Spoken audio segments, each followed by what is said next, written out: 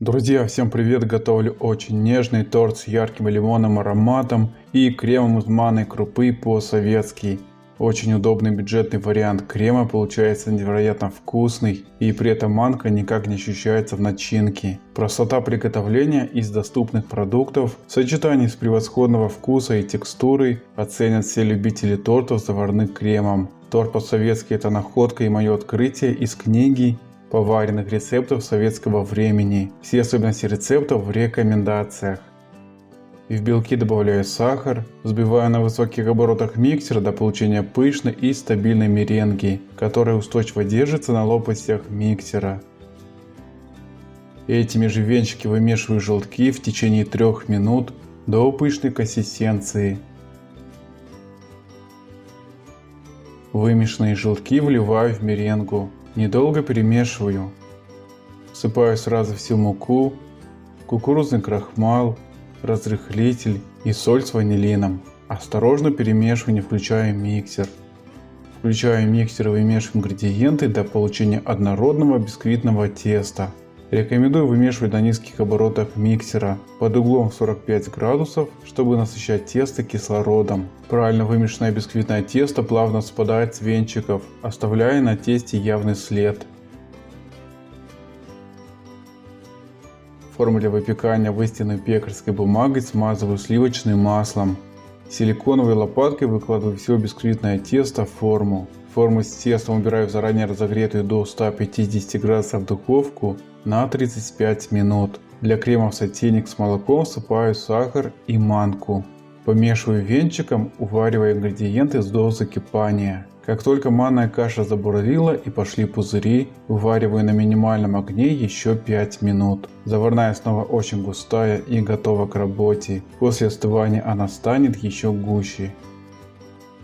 Заварную основу перекладываю в чашу для остывания. Мягкое сливочное масло вымешиваю тщательно миксером до бела. Невымешанные остатки снимаю со стен чаши силиконовой лопаткой. Продолжаю вымешивать. Масло стало очень пышное и светлое. В теплую заварную основу добавляю мякоть целого лимона и цедру. Пробиваю блендером до однородности. Горячий бисквит доставляю на решетке до полного остывания, а затем убираю в холодильник.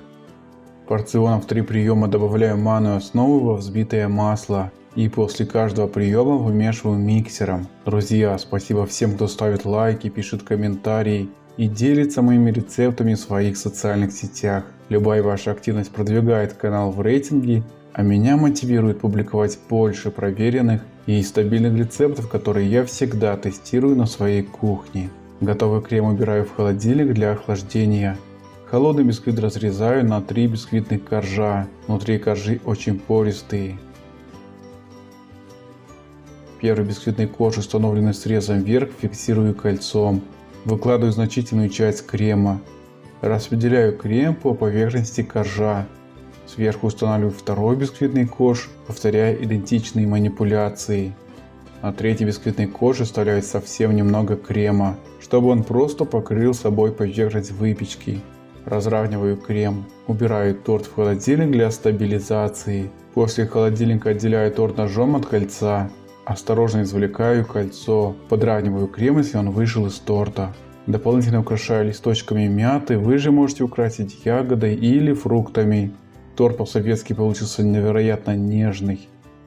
Отлично чувствуется аромат лимона. Удивительно, но манка никак не проявляется, а только улучшает вкусовые качества начинки. Обязательно приготовьте торт по-советски для своих родных и близких. И порадуйте великолепным десертом из простых и доступных продуктов. Спасибо за подписку, лайки и комментарии, тем самым вы продвигаете канал.